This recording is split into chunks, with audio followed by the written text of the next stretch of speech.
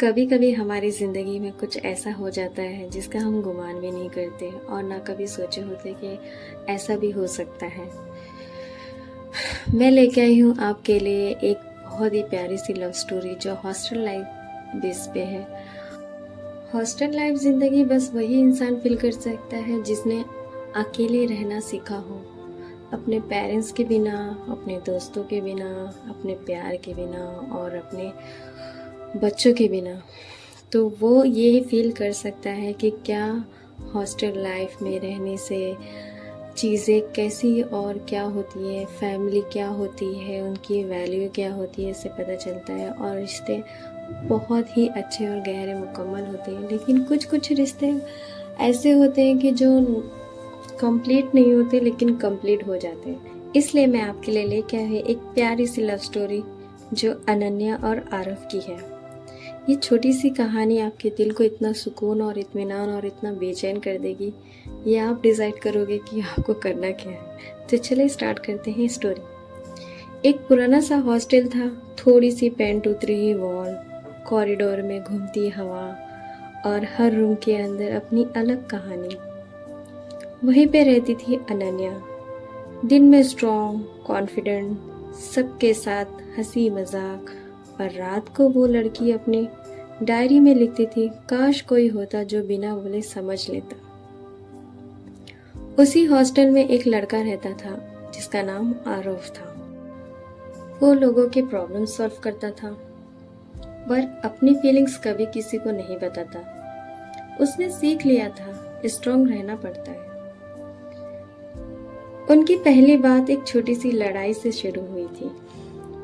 Mess में last plate बची थी। अनन्या ने उठाई। आरव बोला, एक्सक्यूज मी, वो मैंने पहले देखी थी। अनन्या इरिटेट हो गई, तो उठाई क्यों नहीं? दोनों थोड़ी देर आर्ग्यूमेंट करते रहे, फिर अचानक दोनों हंस पड़े और वहीं से शुरू हुई उनकी कहानी। फिर क्या, लाइब्रेरी में एक ही टेबल पे बैठना, असाइनमेंट लास्ट नाइट में साथ कंप्लीट करना, एक दूसरे के लिए मैगी बनाना और सबसे इम्पोर्टेंट एक दूसरे की आदत बन जाना। अनन्या जब भी सैड होती, आरव बिना पूछे चॉकलेट ले आता। आरव जब चुप होता, अनन्या बिना फोर्स के उसके पास बैठ जाती। उन्होंने कभी आई लव यू नहीं बोला, को पता था कुछ तो था। एक दिन अनन्या बहुत रो रही थी। घर से कॉल आया था, प्रॉब्लम चल रही है। वो हॉस्टल के टेरेस पे अकेले बैठी थी। आरव आया, उसने कुछ नहीं पूछा, बस उसके पास बैठकर बोला, रोना है तो रो लो, मैं यहीं हूँ। अनन्या ने उसका हाथ पकड़ लिया और पहली बार बिना कंट्रोल किए रोई। उस रात आरव ने सिर्फ एक बात कही, तुम स्ट्रांग हो, पर तुम्हें हमेशा स्ट्रांग रहने की ज़रूरत नहीं। टाइम के साथ फीलिंग्स और गहरी होती गई, पर दोनों डरते थे, या अगर सब कुछ खत्म हो गया तो, इसलिए चुप रहते थे। फाइनल ईयर आ गया, प्लेसमेंट, फ्यूचर, प्रेशर, और एक दिन आरव को दूसरे सिटी में जॉब मिल गई। उसने किसी को नहीं बताया, अनन्या को भी नहीं। शायद वो अलविदा बोलने से डर रहा था। लास्ट नाइट हॉस्टल में सब सेलिब्रेट कर रहे थे। अनन्या आरव को ढूंढ रही थी। फाइनली टेरेस पे मिला। तुम जा रहे हो? उसने पूछा। आरव ने धीरे से कहा। अनन्या की आंखों में आंसू आ गया। बताया क्यों नहीं? आरव मुस्कुराया और आंखों में दर्द था, इसलिए क्योंकि तुम्हें छोड़ना मुश्किल हो जाता। साइलेंस। हवा तेज चल रही थी और दोनों के दिल और तेज धड़क रहे थे।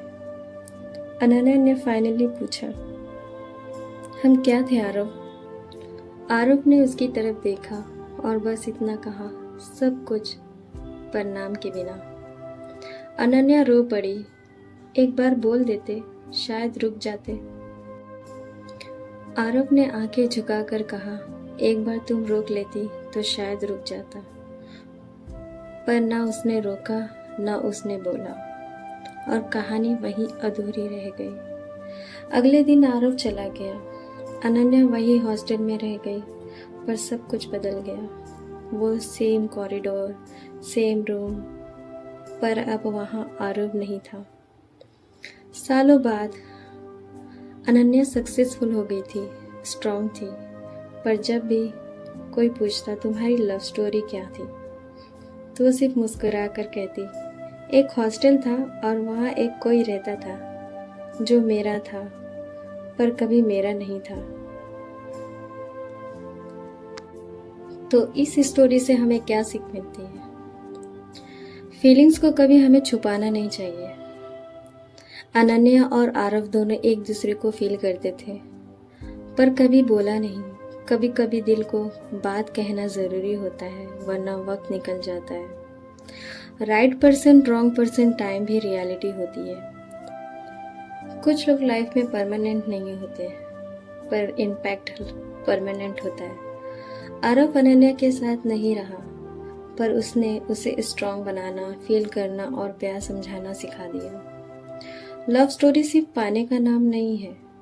कभी कभी प्यार का मतलब होता है कि किसी को खुश देखना, इवन अगर वो साथ तुम्हारे ना हो तब भी। इसलिए बी स्ट्रांग एंड उम्मीद करती हूँ कि आपको ये छोटी सी लव स्टोरी पसंद आई होगी और समझ में भी आई होगी। मिलते हैं नेक्स्ट रेसिपी के साथ में, नए वीडियो के साथ में, नए दिन के साथ। आप अपना बहुत सारा ख्याल रखना और हमें भी अपनी दुआओं में याद रखना।